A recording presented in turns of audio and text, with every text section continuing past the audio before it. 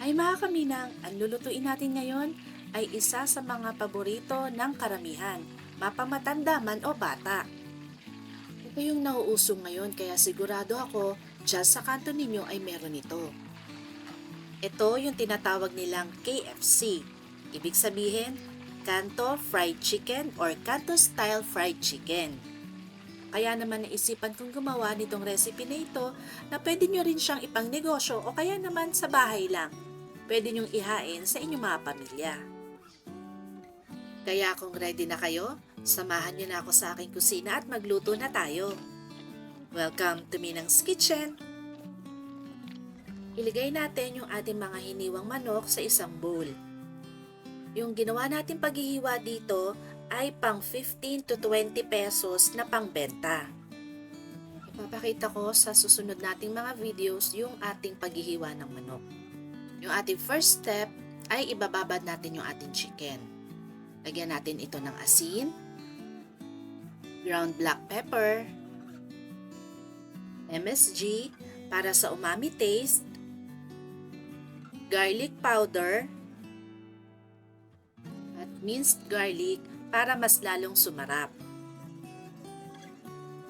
Hahaluin natin yan na maigi para ma-distribute yung lahat ng mga pampalasa na iniligay natin dun sa ating chicken.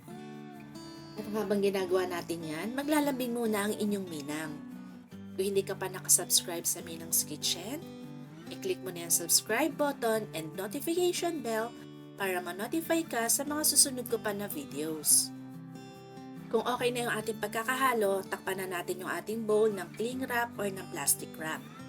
Kung gusto nyo siya agad lutuin, ibabad nyo muna siya ng 1 to 2 hours. Pero kung hindi naman, mas maganda na i-overnight nyo siya para mas malasa yung ating chicken. Ilagay nyo ito sa inyong fridge or ref. Bago tayo magprito, ihahanda na natin yung ating breading. Ilagay sa isang bowl yung ating cornstarch, flour, asin, yung ating baking powder, at yung ating curry powder. Haluin natin yan na maigi para maging even yung ating mga dry ingredients. At pagkatapos, iset aside na muna natin yan. Makalipas yung ilang oras, ito na yung binabad natin na manok. Yung ating breading kanina na ginawa, isasama natin dun sa ating chicken. Pagkatapos ay maglalagay tayo ng kaunting tubig. Pagkatapos niyan ay haluin nyo yan ng maigi. Make sure na makakoat natin yung ating mga chicken. Yung consistency na hinahanap natin dito sa ating coating ay medyo sticky. Kailangan nakadikit yung coating dun sa ating chicken tulad ng nakikita nyo dyan sa video. Kapag okay na yan, mag-start na tayo magprito. Buksan ang kalan at ilagay ang ating apoy sa medium to medium-high flame. Pero wag masyado malakas para hindi masunog yung ating ipiniprito. Gagamit tayo dito ng malalim na kawali.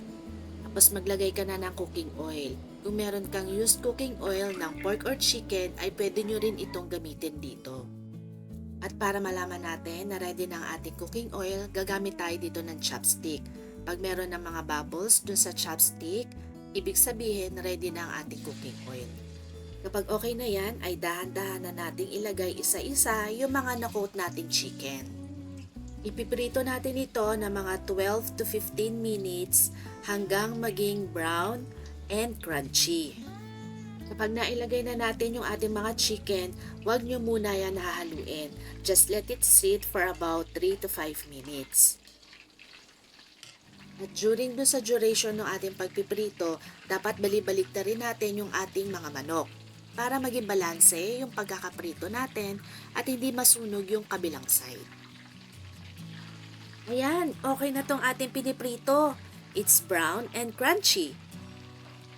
Alisin na natin to sa ating mantika at ilagay natin to sa strainer para tumulo pa yung excess oil. Ilabas na ang mainit na kanin at ihain na itong ating KFC or Kanto Fried Chicken or Kanto Style Fried Chicken. Okay, kain na!